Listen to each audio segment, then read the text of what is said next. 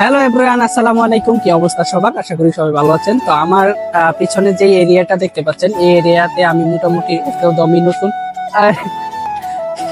গাঞ্জা উঠে টান দিছ। যাই হোক, সে হচ্ছে আমার বন্ধু। বেশ কিছুদিন হলো আমরা একসাথে এসেছি এই এরিয়াতে।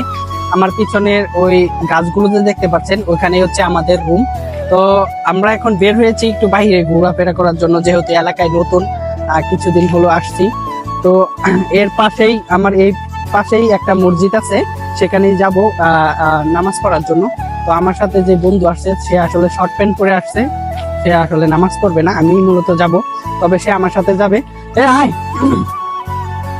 তো আমি আপনাদেরকে দেখানোর চেষ্টা করছি যে এরিয়াটা আসলে কতটুকু সুন্দর এবং অসাধারণ হতে পারে।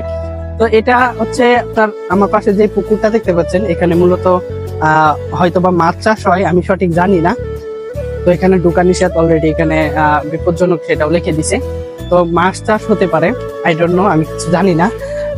তো এটা হচ্ছে মালয়েশিয়ান একটা গ্রামীণ পরিবেশ। দেখতেই হয়তো বা বুঝতে পারছেন যে এটা গ্রামীণ পরিবেশ। তো কিছুদিন হলো এই এলাকায় যেহেতু আসছি, কাজের ব্যস্ততার কারণে আমি সময় মতো ভিডিও বানাতে পারি না। প্রতিদিন একটা করে ভিডিও বানানোর চেষ্টা করি, সেটাও আমার জন্য একটু ট্রাপ হয়ে যায়। আর কাজ থেকে আসি প্রায় 5টার পরে, কাজ থেকে ছুটি হয়। তারপরে এসে আমার স্কিপটাকেও মস্ত করতে হয়, কারণ স্কিপ মস্ত না করলে তো বানানো অসম্ভব হয়ে দাঁড়ায় আর কি। তো যাই হোক, আমি যেখানেই যাই না কেন, সর্বপ্রথম আমি ওই এরিয়াতে দেখি যে আমার আশেপাশে আসলে মসজিদটা কোন জায়গায়। তো এখানে অনেকদিন যাবত আসছি ঠিকই, কিন্তু এখন পর্যন্ত দেখতে পারিনি যে আসলে মসজিদটা কোথায় আছে। তো যেহেতু আজকে হাফ বেলা কাজ করে চলে আসছি, তাই চেষ্টা করলাম যে আজকের আমি মসজিদটা খুঁজবো। তো যাই হোক, আমি যেখান থেকে ভিডিওটা শুরু করেছিলাম, সেখানে আসলে আমার বস এসে আমাকে নামিয়ে দিয়ে যায়। আমি ফোনটা বের করতে করতে আসলে বস চলে যায়, যার কারণে ভিডিওটা আর করতে পারিনি। তো এখন রওনা হয়েছি মসজিদের দিকে। তো ওখানে অবশ্য একজনকে জিজ্ঞাসা করেছিলাম তার আগে যে আসলে মসজিদটা কোদিকে থাকতে পারে। তো উনিকে আমাদেরকে দেখিয়ে দিল ওইদিকে। আর দেখেন, রাস্তাটা ফুলে একদম ভরে গেছে, কারণ আমার মাথার উপরে একটা ফুল গাছ দেখতে পাচ্ছেন, বেশ চমৎকার লাগছে কিন্তু। তো আমি ব্লগ ভিডিও যদিও আমি বানানো তেমন একটা পারি না, আর ফেসবুকে লং ভিডিও দিতে হয়, যার কারণে আমার এই লং ভিডিওটা বানানো। দেখেন পিছনের গাছটা অসাধারণ লাগছে।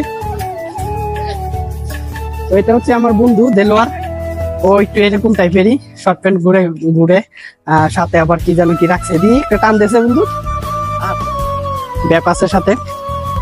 তো এটা হচ্ছে গ্রামীণ পরিবেশ। আশেপাশে যে বাসা বাড়িগুলো দেখতে পাচ্ছেন, এগুলোতে মালয়েশিয়ার নাগরিকরা বসবাস করে।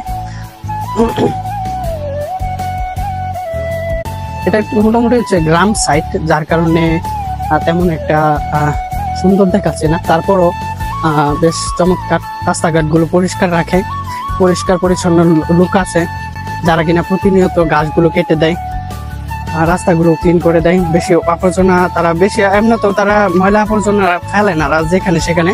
দেখেন প্রত্যেকটা রুমের সামনেই কিন্তু ডাস্টবিনের একটা টাঙ্কি, মানে টং দেওয়া আছে, যেখানে কিনা মালয়েশিয়ানরা ময়লাগুলো এখানে ফেলে দেয়।